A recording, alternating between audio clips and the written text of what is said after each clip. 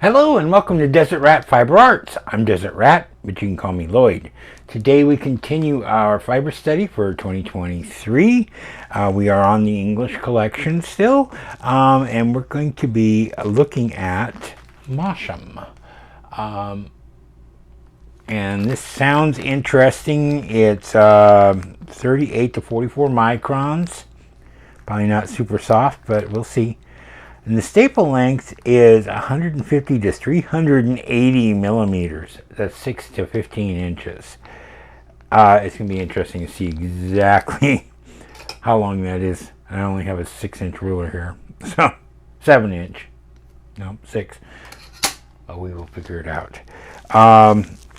Now, it's not in my little fleece and field guide to fleece. So we have to go to the big fleece and fiber source book. I'm probably not going to read all of it because it is like 3 pages long information on this breed. So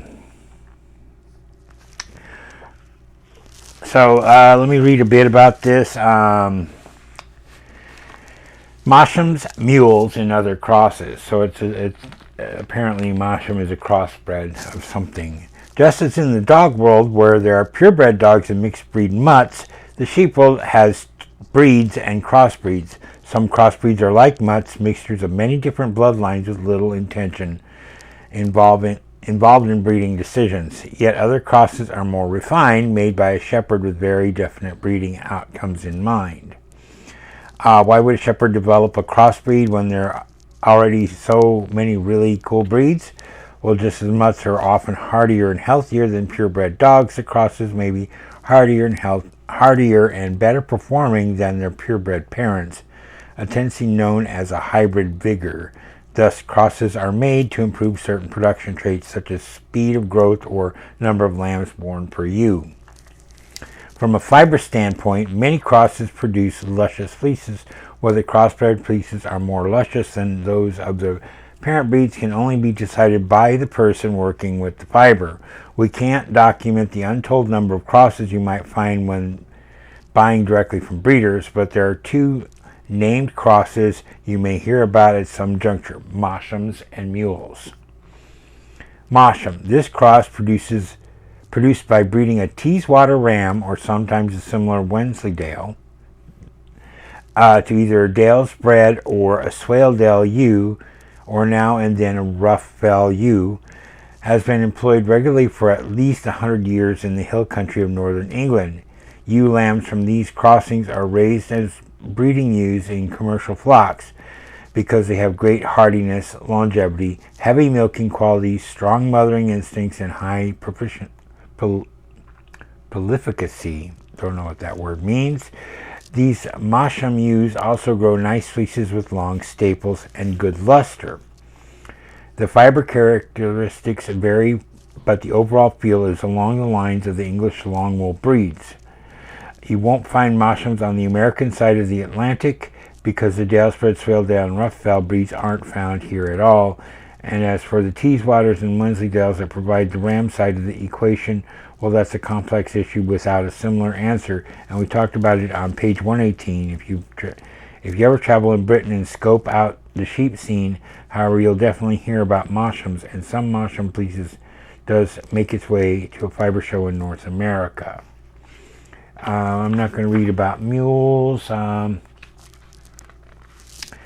see, is there anything in here? Nothing specific like the other one goes for. But here's some pictures. This is the Masham ewe and lambs, and also a Welsh mule. There's the Masham over here, and there's the Welsh mule. So let me set this aside, and we will get to opening the actual fiber to see what we got in here.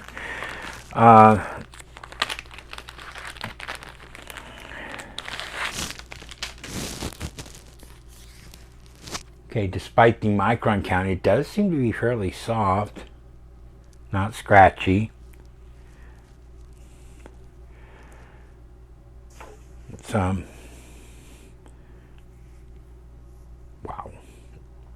Let me pull off another one just to... Okay, look at that. So this is